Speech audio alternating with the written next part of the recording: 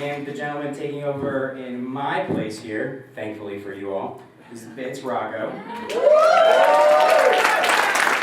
sounds like I might need one, but I'll do it anyways.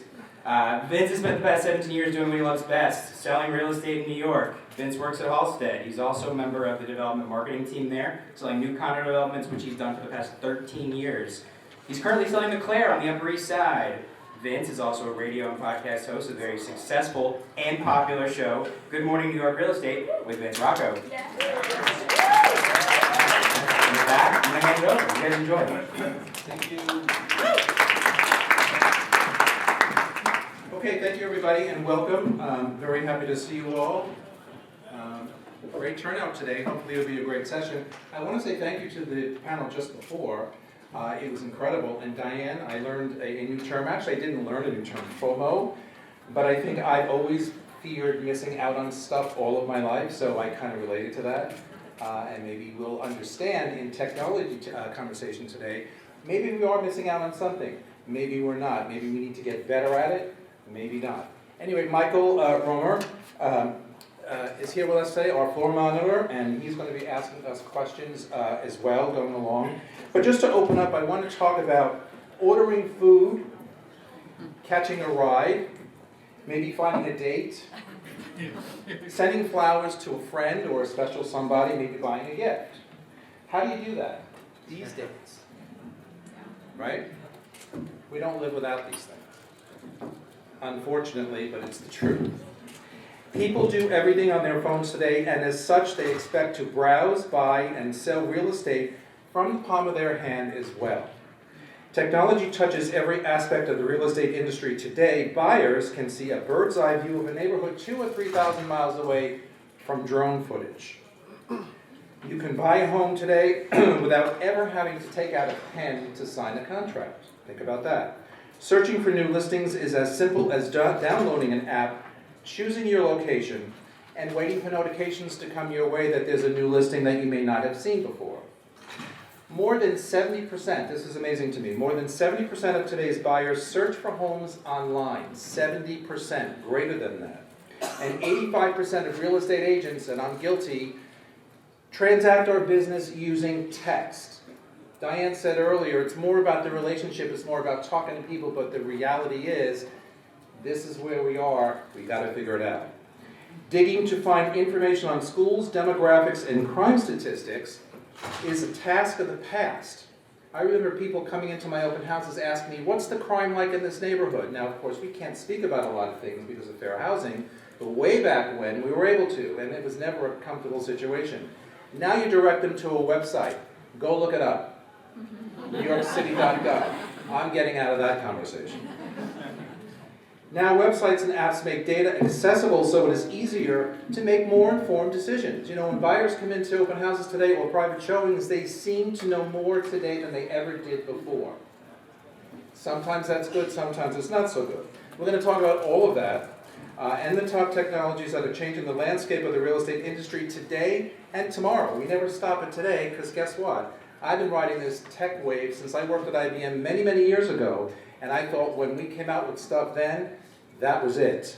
I was very wrong. In technology, timing is everything, but like gazing at the stars, what appears to be present is only an approximation of the way things once were. Think about that. To predict where things are going, we must split from the known past as well as from our own imagination. For those who are not technological futurists by trade, how can you live and adapt to the changes of this era? Well, we really have no choice because that started many decades ago. We're in the middle of it all, and it's not stopping. Today on your smartphone and tablet, you have thousands of apps to enhance your work and daily living. I don't know about you all, but when I go home at night and I'm tired and I want to rest, I don't, because if it's not my phone, it's my iPad, and I'm working, I'm looking at apps, I'm searching, I'm this, I'm that, and sometimes I put it down and say, why? There's a time and a place for everything, correct? But this is where we are today.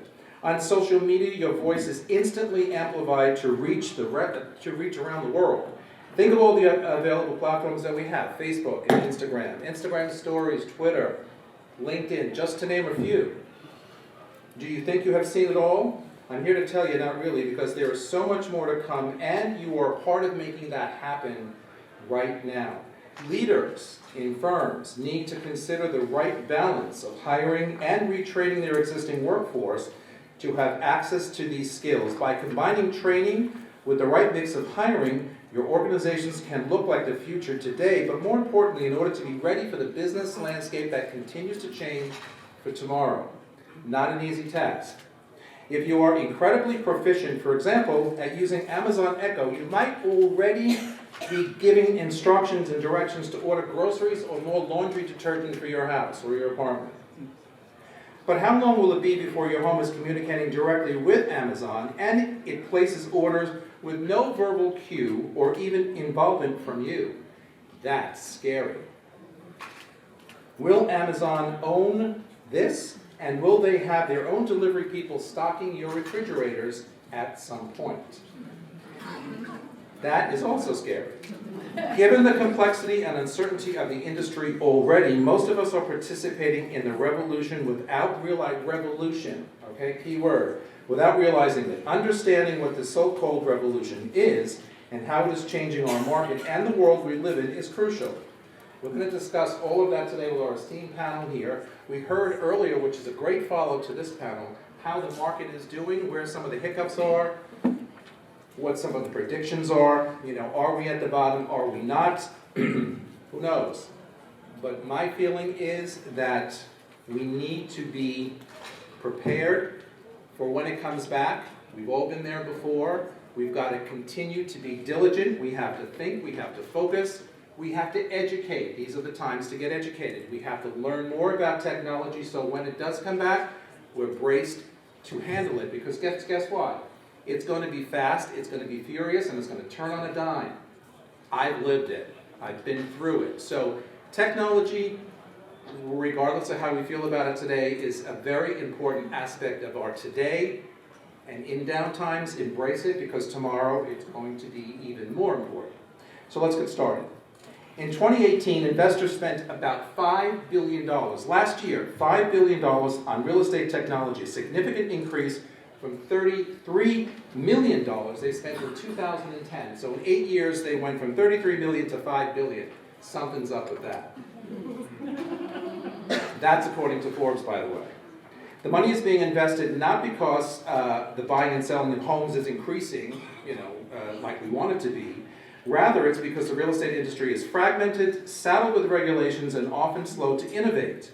In other words, it's been an industry poised for technological takeover. Just think of the paperwork that we still go through in this industry.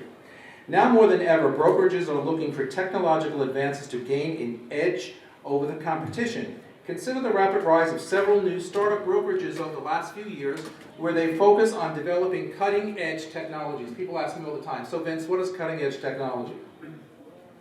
It's what you want it to be. And it's what makes you proficient at your job and makes you better at what you do.